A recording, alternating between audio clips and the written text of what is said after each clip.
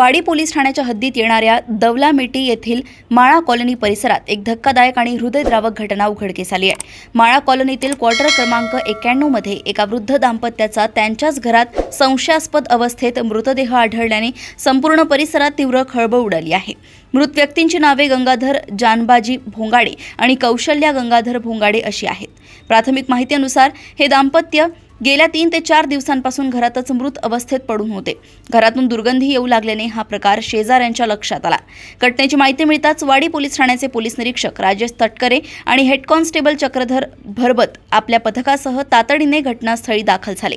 पोलिसांनी पंचनामा केला असून मृतदेह अत्यंत कुजलेल्या अवस्थेत असल्याने सामाजिक व रुग्णसेवक मंगेश गमे यांनी विकास बागडे आणि हरीश बिरबल यांच्या चमूच्या मदतीने मृतदेह घराबाहेर काढण्यास पोलिसांना सहकार्य केलंय।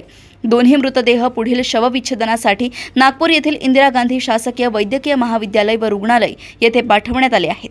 या वृद्ध दाम्पत्याचा मृत्यू नेमका कसा झाला याचे कारण अद्याप अस्पष्ट असून वाडी पोलीस ठाण्याचे पोलीस निरीक्षक राजेश तटकरे या प्रकरणाचा पुढील तपास करतायत।